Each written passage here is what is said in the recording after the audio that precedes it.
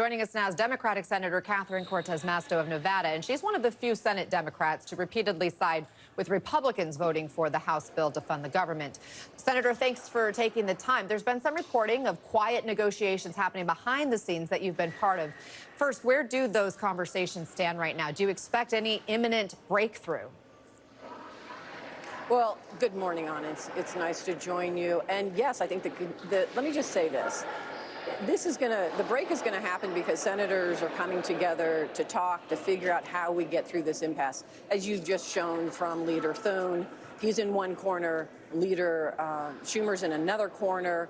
You have Johnson, who's not even in session here. The Speaker hasn't even brought the House back in session. So everybody's getting tighter into their own corners. And what we need are people to talk, to negotiate, to come together to figure out how we get through this impasse, because it is true. We have to open the government. I voted to keep it open because I believe in good government, and I don't think American people and federal workers should be political pawns in this. But I know that we can keep the government open and address a looming health care crisis. It is real. It is happening in my state in Nevada. It's across the country. Millions of Americans are going to lose access to health care if the Republicans who are in control do not act. So there is a real crisis here, and it requires cooler heads. It requires adults to come to the table, do our jobs as appropriators, and work together.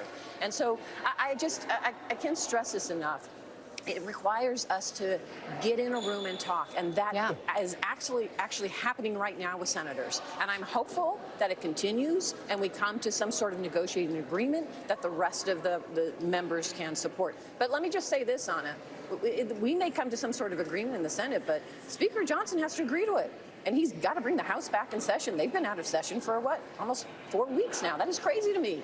Our members in the House are getting paid and nobody else is getting paid at the federal level. It's just outrageous.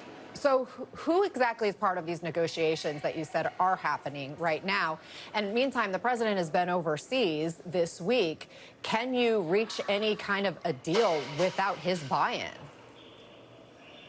Well, I hope so, but I think you're absolutely right. What I have seen the Republican leadership in Congress so far, they do not act unless Donald Trump says what he wants them to do. That's outrageous to me because, we're the first branch of government, and we have our checks and balance on the executive branch. We have our own authority and our control, and we carry and control the purse strings. We are the appropriators. This is our job to do. So I'm hopeful by senators on both sides of the aisle coming together to work through some negotiation and impasse through this and figure out how we get through it, that this will open the door for more of that conversation and break this impasse. The president of the country's largest federal worker union, the American Federation of Government Employees, said this about Democrats holding that line over health care costs. Listen. To be quite honest, there are federal workers that says, hold the line, okay? However, that's not the vast majority. When I talk to the members that I represent through phone calls, through travel, whatever, the vast majority of the workforce are saying, we need our paycheck. Senator, are Democrats listening? Absolutely, but let me just say this. I hear from my federal workers in my state and across the country. Of course, some of them are frustrated with this current administration. This administration is attacking unions.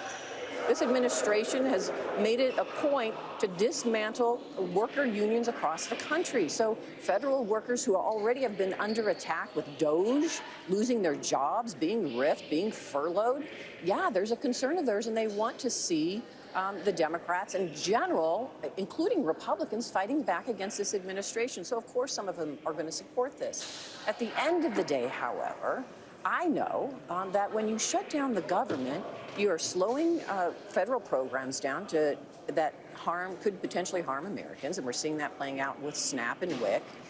Many federal workers are going to get furloughed unless you're an essential worker.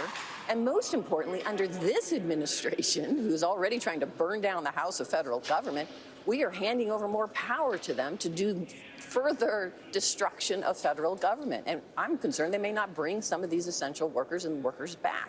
So there is a lot to this right now. And for me, and it's just talk to my colleagues, we've got to get back to a time here in the Senate. We trust one another. We work together to do our jobs. Part of that is, yes, open government. appropriating and making sure that we're talking and being a backstop when this administration tries to implement policies that are either illegal or they're not good for the American public or this country, or they're a threat to our national security. Just quickly, because you have voted with Republicans, you said, let's support this clean CR. Well, so many of your Democratic colleagues have not. Are those colleagues of yours who are Democrats voting against that clean CR, are they making the wrong choice? Listen, what I have just said is how I personally feel about all of this. And I cannot say to you that what my colleagues have done is wrong or right, because I will tell you, I hear in my state many of my Nevadans who want to push back and fight back against this administration because of the bad policies that are harming this country. Let me just talk.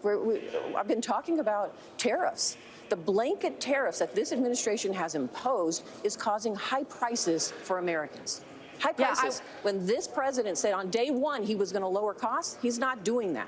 So I am hearing from Nevadans, and I'm sure my colleagues are hearing from their constituents, that this president is not helping them. And so they want to push back and fight back, and that's okay to do. I think we have to fight the policies, the bad policies of this administration that's harming this country. I'm so glad you brought up tariffs, because that's what I was going to ask you about next. You have this No Coffee Tax Act. It's a bipartisan bill that you've introduced with Senator Rand Paul to roll back the president's tariffs on coffee imports in particular. You said that there's a smart way to use tariffs, but taxing coffee isn't it. Hear, hear. I love coffee as much as anyone here, but why focus on coffee specifically and not push for the broader tariff relief? Well, we have been. So I've been pushing for the broader tariff relief because I don't think blanket tariffs are the answer. And we see it.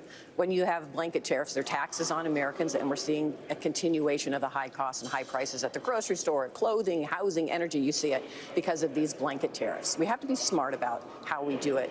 So, yes, I have been fighting back. We just passed twice this week in a bipartisan way. We pushed back on this president's tariffs on Brazil, right, on Canada, rightfully so, because they're causing higher prices here.